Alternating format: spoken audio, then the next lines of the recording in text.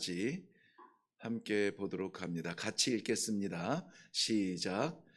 내가 나의 완전함을 행하여 싸우며 흔들리지 아니하고 여호와를 의지하여 싸우니 여호와여 나를 판단하소서. 여호와여 나를 살피시고 시험하사 내 뜻과 내 양심을 단련하소서. 주의 인자하심이 내 목전에 있나이다.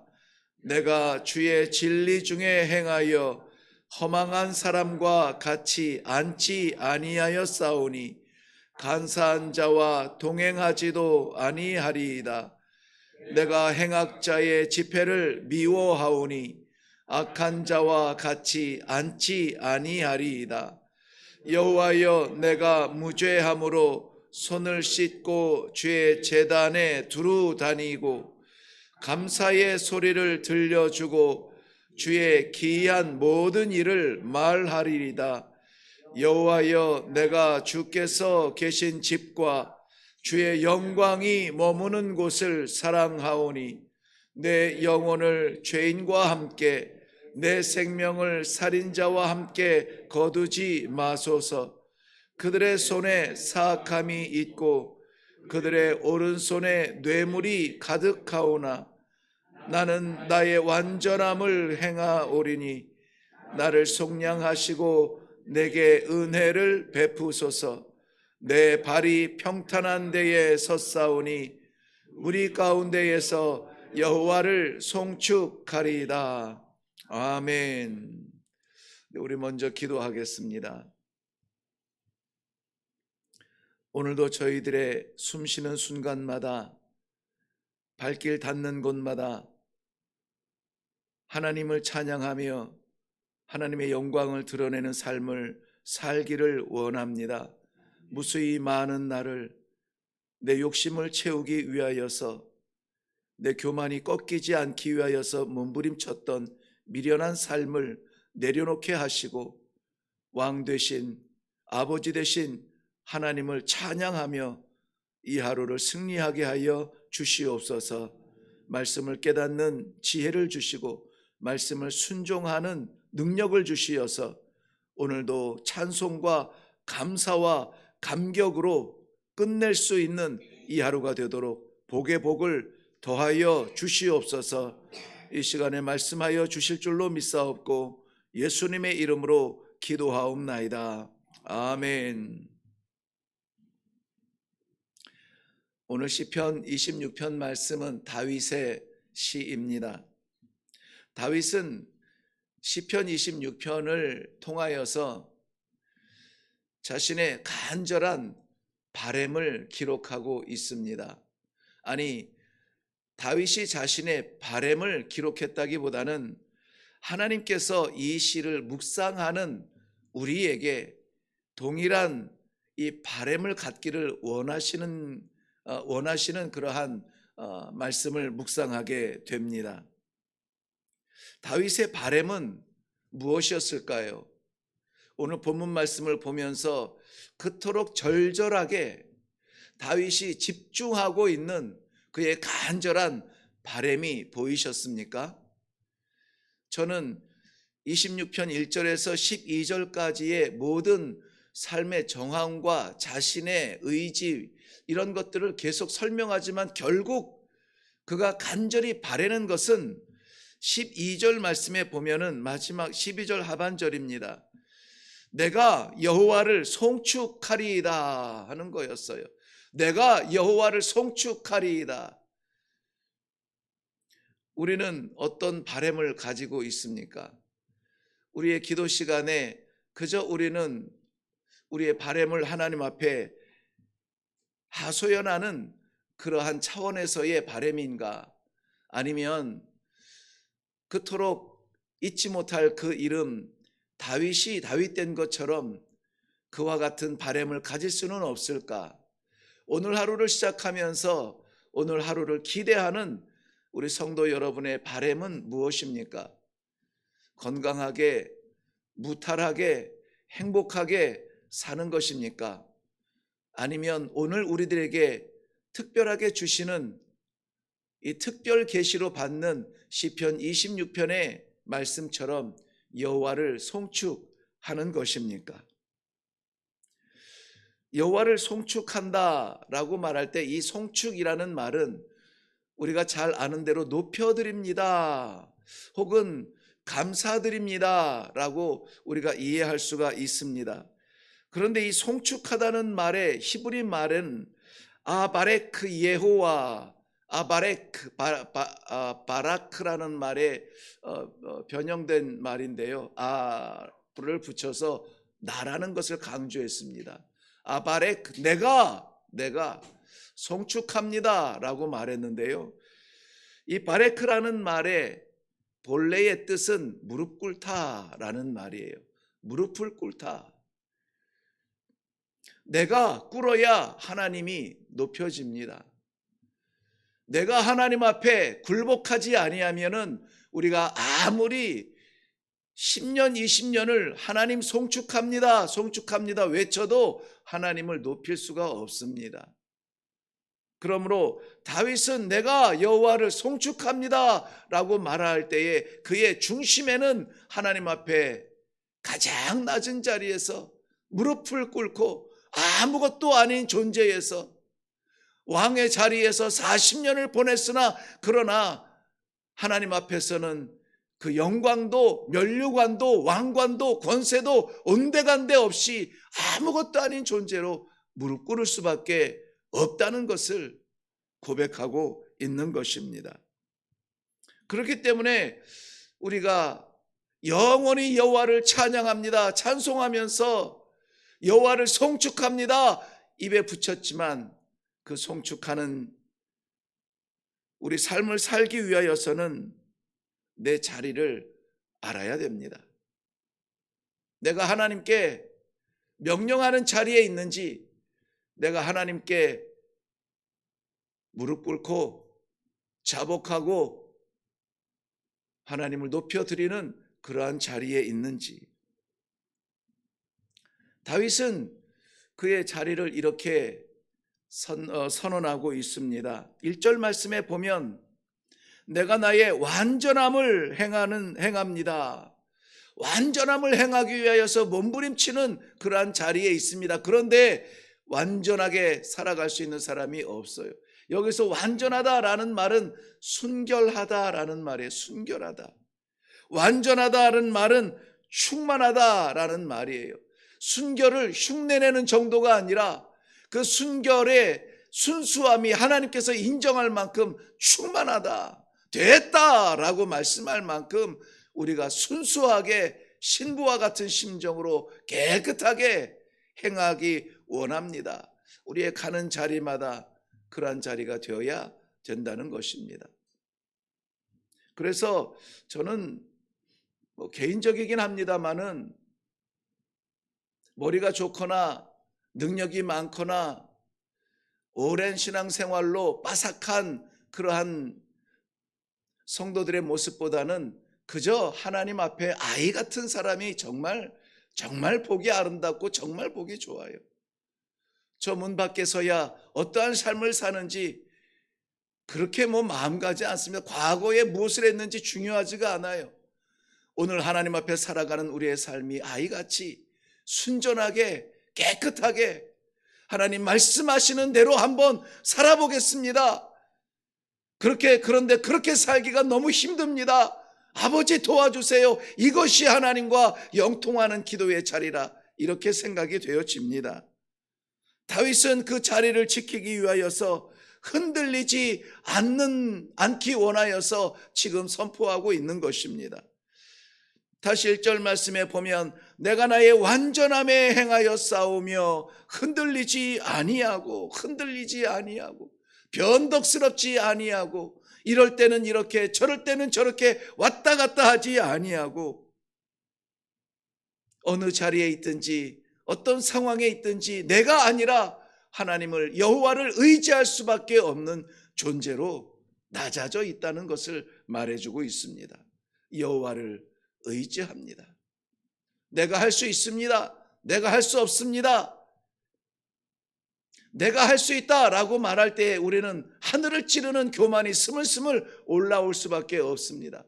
내가 할 수 없습니다. 하나님의 능력을 우리는 무시하며 내 능력을 계산할 수밖에 없는 연약함이 있습니다. 주의 일은, 하나님의 기뻐하시는 일은 내가 하고 내가 못하는 것이 아니라 여호와를 의지한다. 우리는 제발 말씀을 묵상하면서 소설처럼 좋은 이야기로 지나갈 것이 아니라 이 말씀을 통하여서 우리 삶을 좀 보았으면 좋겠습니다. 내가 나의 완전함에 행하였고 흔들리지 아니하려고 여호와를 의지하였습니다. 여호와를 의지한다는 것은 뭡니까? 어떻게 하면 여호와를 의지할 수가 있습니까? 여호와를 의지한다는 말의 의미를 압니까? 잘 모르겠어요. 그래서 여호와를 의지한다는 것이 무엇일까? 오늘 다윗의 모습을 보니까는 다윗은 여호와를 의지한다는 그의 삶을 이렇게 구별하였습니다. 미워할 것은 미워하고 사랑할 것은 사랑하려고 힘썼습니다. 다윗이 미워한 것이 무엇이냐면 4절 말씀부터 보면은 허망한 사람과 같이 앉는 것을 미워하였다. 허망한 사람, 허망하다라는 말은 공허한 것을 말합니다. 무익한 것을 말합니다.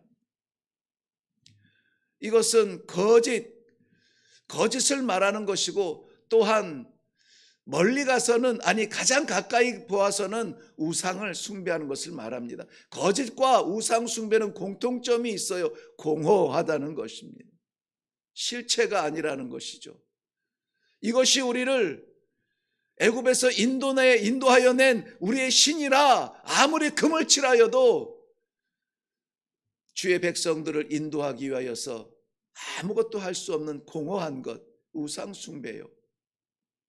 아무리 꿈을 꾸어도, 아무리 땀을 흘려도 얻을 수 없는 제한적 존재로 살아가는 우리를 스스로 의존하는 것은 얼마나 미련한 것입니까?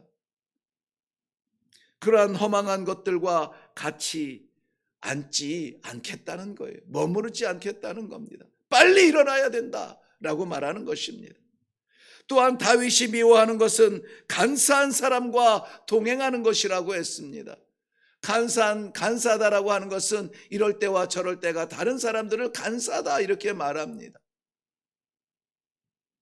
또한 5절 말씀에 보면은 다윗이 미워한 것은 행악자의 집회에 같이 참여하는 것이라 그랬습니다. 함께하는 것이라, 마음을 모으는 것이라, 생각을 같이 하는 것이라 라고 했습니다. 조금이라도 하나님의 뜻에 어긋나서 아무리 큰 것을 얻을지라도 악을 행하는 것이라면 우리는 함께하면 안 되는 것입니다. 근데 이것이, 저는 이 말씀을 묵상하면서 밖에 있는 사람들을 생각할 겨를이 없었습니다.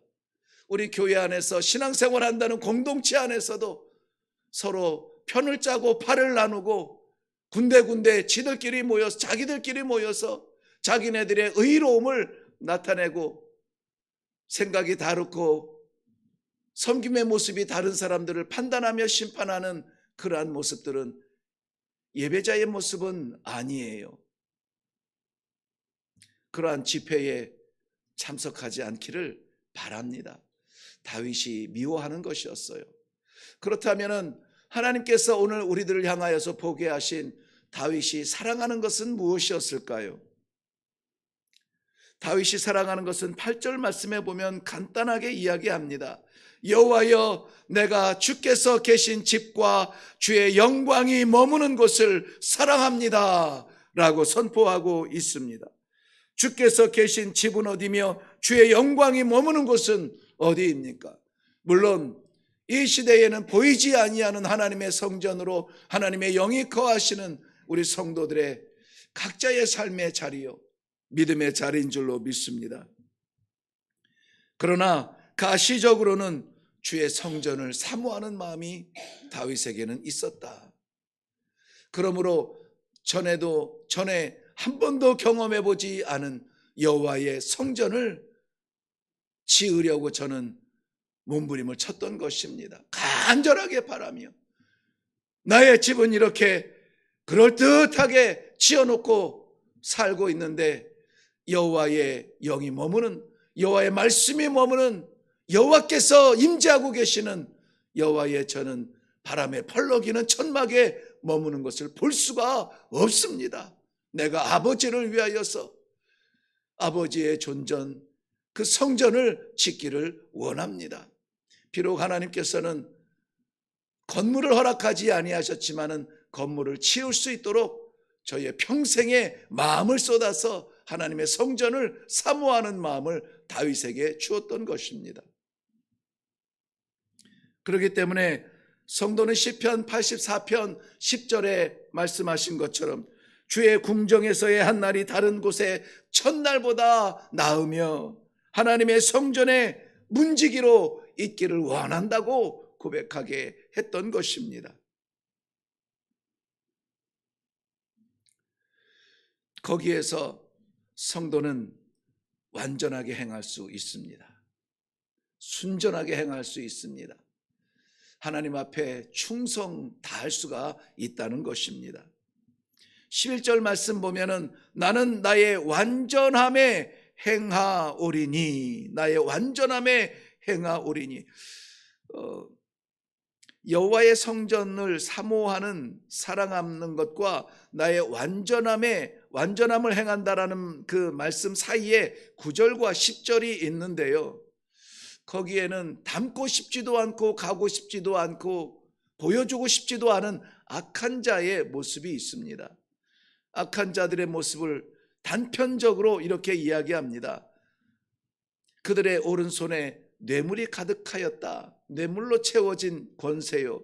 뇌물이 능력인 자리에 있지 않고 나의 완전함, 순전함, 아이 같은 신부와 같은 순결함에 행할 수 있습니다. 이것은 1절에서 우리가 이미 말씀을 나눈 것처럼 내가 나의 완전함에 행하였습니다라고 하는 것을 다시 한번 못 받고 있습니다. 거기에서 성도는 12절 말씀에 우리의 발이 평탄한데 설 수가 있을 것입니다. 1절에서 내가 흔들리지 않겠습니다 라는 그러한 것을 다시 한번 확인하고 있습니다. 평탄하다라고 하는 것은 공평하다는 말이에요. 기울어지지 않았다는 말입니다. 어느 한쪽으로 치우치지 않았다는 것입니다. 그러면 우리는 굳건하게 치우치지 않고 흔들리지 않고 굳건하게 든든하게 변함없이 하나님을 송축할 수 있게 될 것입니다. 오늘 이것이 하나님께서 우리에게 주시는 사명이요, 우리를 부르시는 소명의 자리인 줄로 믿습니다. 오늘 하루에 우리 살아가는 모든 순간마다 내가 낮아지고 하나님을 송축하는, 하나님을 높여드리는, 하나님을 인정하는 그러한 삶을 살 수 있기를 주님의 이름으로 축원합니다. 다시 한번 묻기를 원합니다. 오늘 우리의 바램은 무엇입니까? 어떠한 바램을 가지고 올라왔습니까? 아바렉 예호와, 여호와를 송축하는 것이 오늘 하루의 소망이요 꿈이 되기를 바랍니다. 그렇다면 기꺼이 여호와 앞에 무릎 꿇을 수 있습니까? 내 존재, 내 인격, 내 성품, 내 성격, 내 배경 다 땅바닥에 내려놓고 나를 다스리시는 여호와 하나님을 인정할 수가 있겠느냐는 것입니다.